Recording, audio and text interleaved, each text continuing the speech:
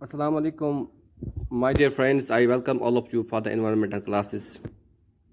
Today's class is for the 11th, and the topic that we are going to discuss is the negative interaction.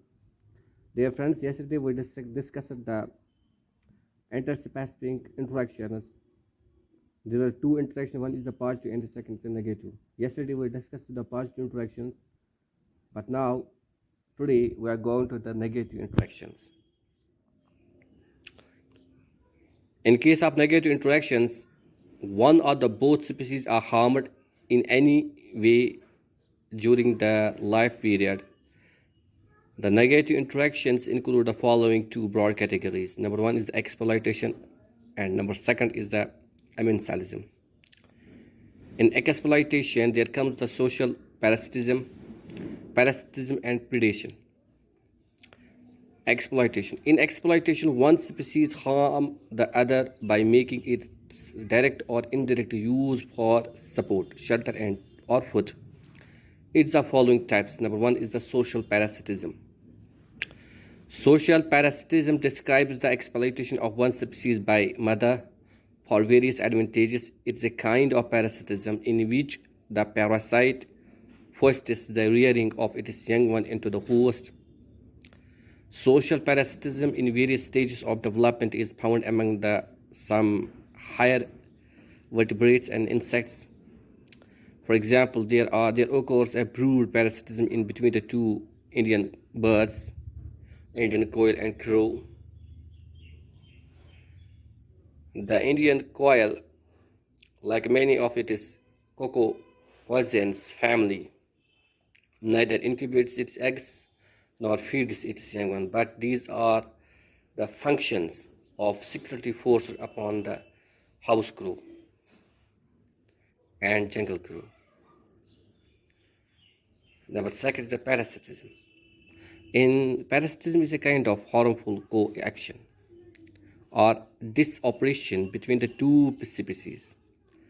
It is a relationship between the two individuals wherein the one individual called the parasite receives benefits at the expense of other individual called host. Parasitism is mainly a food co-action, but the parasite derives the shelter and the protection from the host. Mainly a food coaction, but the parasite derives the shelter and the protection from the host as well.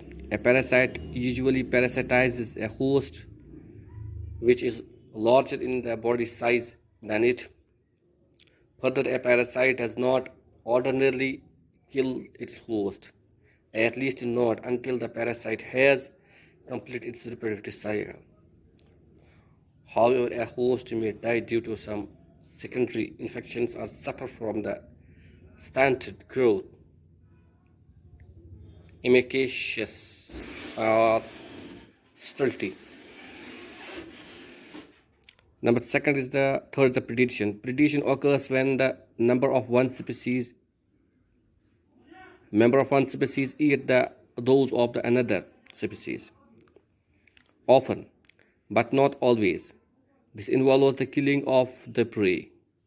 Most of the predatory organisms are animals, but there are some plants, carnivores also. Four types of predation have been recognized. Herbivores are animals that prey on the green grass plants or their seeds or fruits. Often the plants eaten are not killed but may be damaged.